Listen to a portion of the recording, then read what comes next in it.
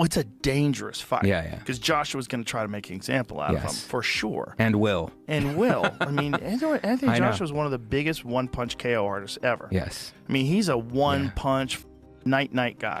Yeah. Wade, if Jake Paul gets knocked out, will his career be over? Buddy, his life may be over if he gets knocked out by AJ, because that dude put Francis Ngannou flat on his back, and I had never seen Francis Ngannou hurt before. Again, I don't think this is a proper. I don't think that I would ever consider having a debate about whether Anthony Joshua versus Jake Paul is a proper fight between two bona fide champions. I think Jake Paul is someone that's creating a lot of opportunity for himself and using sport as the anchor for it. And will I watch it? No. And do I value it? No. Joe Rogan warns that Jake Paul is entering very dangerous waters just by thinking about fighting Anthony Joshua. Rogan explains that Joshua is an Olympic gold medalist and one of the strongest boxers of this generation. He believes Joshua would try to embarrass Jake to stop him from calling out top champions, only for money. Rogan says the skill gap is so big that the fight could end very badly for Jake. He beat Anthony Joshua. Good Lord. Good Lord. I mean, that's a big if, right? I mean, Anthony Joshua, I do not think, Olympic gold medalist, former heavyweight champion of the world. What he did to Francis Ngannou, good Lord. Yes. Do you want that smoke? Yeah, I just think it's all about the promotion or whatever. I have no idea what the actual motivation is for that fight's not competitive at all. Well, it's a dangerous fight. Yeah. Because Joshua's going to try to make an example out of him, for sure. And will. I mean, Anthony Joshua's one of the biggest one-punch KO artists ever. Yes. I mean, he's a one-punch. Wade Clement, host of the Wade Concept podcast, strongly warns Jake Paul that fighting Anthony Joshua could cause him real physical damage. Clemens notes that Jake weighs around 90 kilograms while Joshua fights at about 111 kilograms, which creates a huge size and power difference. He says it is one thing to call out fighters for fun, but very different to face a trained heavyweight champion with Olympic experience. Anthony Joshua is an Olympic gold medalist after all. Clemens says if Joshua knocks Jake out, he may never fully recover, calling this not just a mismatch but a life-changing risk. He believes Jake's desire for money is stopping him from seeing the real danger he is walking into. Taking this fight, one, yes, that's the former heavyweight champ. Why is he fighting Jake Paul? And two, why is Jake Paul putting his health and well-being on the line? Because someone asked me on Twitter, Wade, if Jake Paul gets knocked out, will his career be over? Buddy, his life may be over if he gets knocked out by AJ, because that dude put Francis Ngannou flat on his back, and I had never seen Francis Ngannou hurt before. Again, it's boxing, not MMA. Jake has a little more experience, but we're talking about a massive size difference. AJ's still relatively young and still relatively got something left in the tank, and he's only fought the world-class guys for the last 10 years. This would be Jake's not only hardest fight, most dangerous fight of his career. If Jake is doing this, it could signal the last one. I'm not even joking. This could signal Jake being like, I'm having one more of these and I'm out. Because where do you go from Anthony Joshua? We'll get into that part in a second, but the Netflix thing. We know that Anthony Joshua is an exclusive fighter to DAZN. Eddie Hearn has stated that multiple times. AJ, I'm pretty sure, even has a piece of DAZN. I could be wrong about that, but he signed a mega deal years ago with them.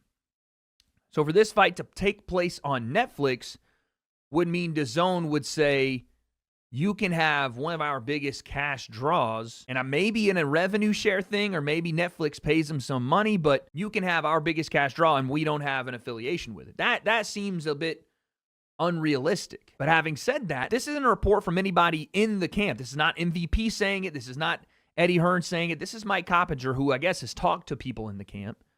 But an independent source saying that they are finalizing a deal. Not that they're in talks. They are finalizing a deal. Boxing Kingdom posted on X that Jake Paul vs. Anthony Joshua is currently being discussed as a real professional boxing match. This won't be an exhibition and will use official Queensberry rules. This shows the fight is being seriously considered under full professional standard, not as a casual or friendly bout. If the fight is confirmed, it would follow normal rules, official referees, and scoring, showing the high stakes and real danger. Rumors that Jake Paul vs. Anthony Joshua will happen in December are spreading across the boxing world. But Eddie Hearn, Joshua's longtime promoter, says the talk is too early. Hearn says no contracts are signed and much of the news is guesswork. Meanwhile, Ariel Helwani, respected MMA and boxing reporter, says that when so many people talk about a fight, something is usually happening behind the scenes. Helwani says strong rumors often point to a real event, maybe at the end of this year or early next. So even with Hearn's warning, Helwani still believes the fight could happen. And Jake Paul are finalizing a deal for a heavyweight fight on Netflix in December in Miami. Sources tell Ring Magazine Paul steps up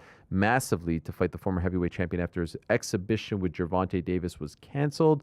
Major props to Paul. So there you have it. In the midst of all this, I did reach out to Eddie Hearn, as did Gareth, and he said, "We have spoken, but nothing close, and I doubt he would be so crazy." He being Jake. I then asked him, "Would you say this report is premature?" He said, "Absolutely." And then I said, "Can I attribute this to you?" And he said, "Yes." And so, what do we make of this, guys? Do we think there's smoke to this fire? PT, what do you think? You think this is something that could actually happen? This would be within the next month, right? This would be sometime between now and probably December 19th or so, in that time frame. What do you think? I think it's a huge fight. You know, I didn't expect this at all. Usually when Jake is in a fight, the odds feel like they're stacked very much in his favor. This is the complete opposite of that. I'd very much agree with Gareth A. Davies' take, which was I'd expect Joshua to obliterate him in a boxing match. I mean, look what Anthony Joshua did to Francis Ngannou before that Dubois fight. Like, I mean, it was a completely different affair than the Tyson Fury fight. I think, having heard Eddie Hearn's update and having looked at that tweet again, it feels like boxing's equivalent to the old in the works reporting that we used to see in MMA an awful lot, right? Like when we weren't quite sure, maybe one side had verified that this fight is happening, but you can't get the other side to commit, and it's in the works. It's a huge fight. The one thing I will say is, why would you want that out there? Why would the Ring report this? Why would someone give them that information if it wasn't going to happen? Now, because everything else pales in comparison to this, as far as I'm concerned. Every other fight that they had perspective or potential, I don't think it's as big as Anthony Joshua. So I don't know. This isn't a ring fight, right? This isn't a ring fight. Anthony Joshua is tied to DAZN. Anthony Joshua has a relationship with Turkey Al-Sheikh in Riyadh season. The ring is MMA Fighting posted on X about Leon Edwards' reaction to the rumors of a Jake versus Anthony Joshua fight. Edwards said that if AJ doesn't knock Jake out in 1 or 2 rounds, then the fight must be fixed or something. His statement shows the huge gap in skill, power, and experience between them. Edwards suggests that Joshua dominating is expected, and anything longer would be shocking. A reaction from a top UFC welterweight champion shows how serious and risky the fight would be, and how many people doubt Jake Paul can survive Joshua's punch power. We've seen this fight's in the works, Anthony Joshua versus Jake Paul. As a Brit, how do you evaluate? I've just seen that. Someone just told me about that. That's mad. Fair play to Jake Paul, first of all, for taking it. But if AJ doesn't knock him out in like 1-2 rounds, then I feel like the fight must be fixed or something, because I'm going to Anthony Joshua, obviously, for the KO. So yeah, when is it, you know? It's going to be next month they're working towards. Oh, yeah, sick. Yeah, I'm going AJ for the win. Cheers. Francis Ngannou, the former MMA heavyweight champion turned boxer, once fought Anthony Joshua and suffered a heavy knock. This proved Joshua's power is real and his heavyweight skills are not luck. Jake Paul once talked about fighting Ngannou, which was already a bold idea because Francis is known as a dangerous fighter. But now the talk has moved to Joshua, who is an even bigger threat. Jake is now targeting a man who not only knocked out Ngannou, but has shown many times that his size, speed, and skill make him a dangerous heavyweight. In simple words, Jake is chasing a man who beats someone as scary as Ngannou, a choice with big reward but huge risk. Earlier, the fight being discussed was Jake Paul versus Francis Ngannou, but Francis refused in public, saying the idea was disrespect and he would not waste time fighting a crossover influencer boxer. Thinking everything's wrong with Francis. He can go with Francis. So now all of a sudden you start satisfying both ends of this. Okay. So when that falls through, the rumor is that Francis and Jake are still in talks. Even though Francis did not come through on the event he was offered and the date he was offered, MVP and Netflix may be willing to reschedule everything and still make him part of it. And Francis' big statement was just, hey, this doesn't make sense. It's not what I'm looking for. Doesn't make sense. Okay. That's not my business. I can't be mad at Francis for that. That just cost Francis a once-in-a-lifetime opportunity. That just cost Francis life-changing money. I can't be if I'm mad at Francis, then I got my way. He cut off his nose to spite his face. I can't be mad at him.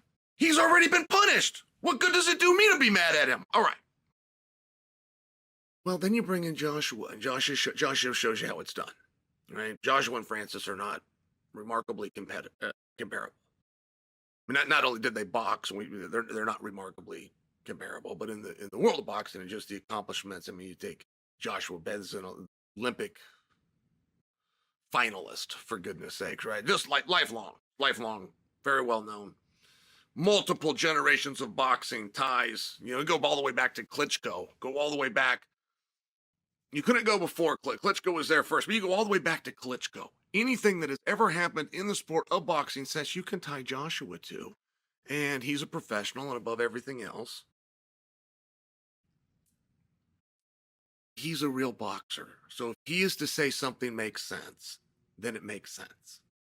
Right? If you have Joshua's opinion of does this make sense to now, none of us know what sense mean. We don't even know if he's spelling it with an S or a C. None of us can define or tell you what this means.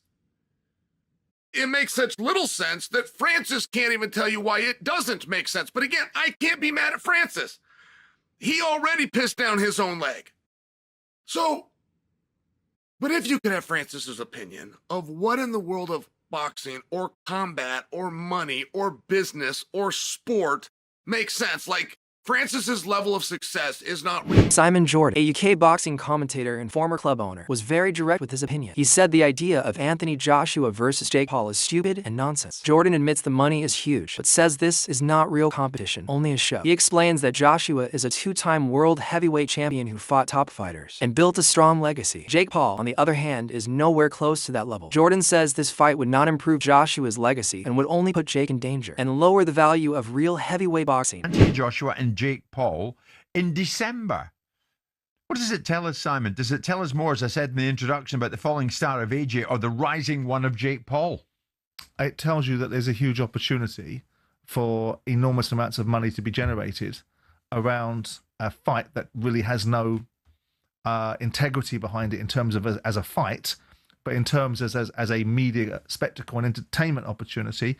You've got a very talented YouTuber that's built himself into a massive influence with huge following, and you've got a former two-time champion of the world that operates at a very high level of engagement. Whether he's a high level of performer anymore is a different discussion. So it becomes about how much can this fight generate, how many eyes on the prize. I mean, I spoke to his very close friend Michael Jarman about this very fight about 3 or 4 months ago, and he was like, "Oh, what do you think?" I said, "What difference does it make? Oh, it would potentially jeopardize his legacy. His legacy's sealed. You cannot undo the fact. Whatever you think of Anthony Joshua, It might as damage a fighter, it. I don't think so. What it will do is increase his Yeah. bank balance. But I don't think. I think in the great. I mean, it didn't damage Muhammad Ali's reputation to go in with a sumo wrestler, did it? No, but after when Joshua was at his peak, Simon, if I had said to you there and then, do you know what? Maybe in December 2025, Anthony Joshua will fight a YouTuber. This is the entertainment business, and Anthony Joshua is an entertainer, and you can't undo the fact that he won the world heavyweight championship twice. And he fought in some great fights. So why does he need this? Because he's in the business of entertainment. And if an opportunity is presented to him and someone wants to say that we can monetize this to the huge levels that are potentially available, why wouldn't you? It's a walk in the park. You see, you're not having Saturday night.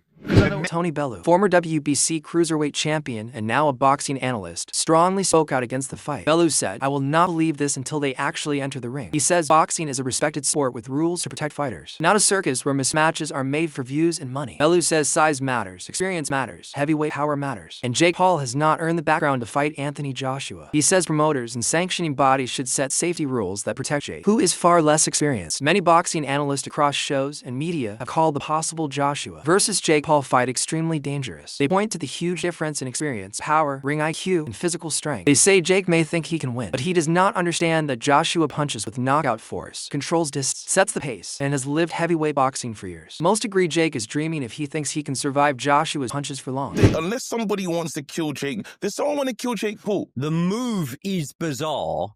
And I can't help but feel like this calculated gamble is going to go horrendously wrong. Whoa. I think there's something there about maybe the way Americans say Anthony Joshua. I've seen it because he's not the only American. Like, there's retired boxers been calling AJ out from over there. Like, I don't think that they realize, because of what AJ was like when he performed in America against Andy Ruiz, and just generally since then, you know, he's lost a couple. I think they massively underestimate him. And I also think part of it is just Jake Paul thinking, what's the biggest fucking name I can do? What's the biggest event? What's one that I actually and delusionally, in my opinion, think that he's got a chance of just landing a big shot on him, and he just doesn't rate AJ's chin. And it's like, yeah, but like Daniel Dubois, it's not the same, is it? What does this do to Anthony Joshua's legacy just by even taking this fight? Lawrence, you've known him for a lot of years. To be honest, that's who I'm focused on. I don't really care about Jake Paul. I'm just thinking, you know, AJ needs to get himself back on track after that devastating defeat to Daniel Dubois. Why is he concentrating on Jake Paul? Like, he doesn't need him on his radar. He needs to be focusing on real fighters. And in terms of legacy, I mean, yeah, he's an active fighter. When your career's done, finished, have those type of fun fights. But right now, it makes zero sense to me. So it's just frustrating for me to be totally honest. That's the mistake that you're making, though, Loza, because you think he's still an active. He's semi-retired. This is the movement of someone that is on his way out of the game, and you can't turn down that type of money, especially on the night's work that it's going to be. This is like he's already got generational wealth, but you can imagine how big this is going to be. And it's Netflix, guys.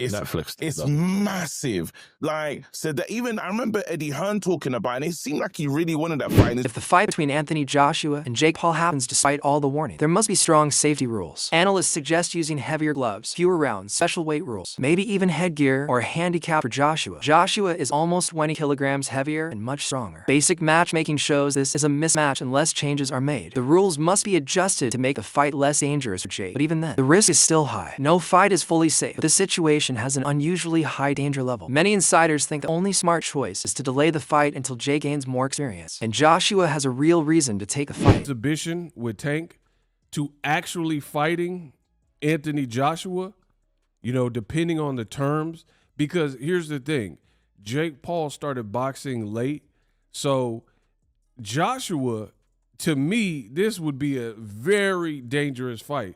So I do got to look at the terms, meaning, are they going 3-minute rounds? Is it a 6-rounder? Is it a 10-rounder? Is it a 12 championship round they're going to make up a belt? Like, what are the terms for this fight? Because Joshua is 6'6", brolic, an Olympic gold medalist.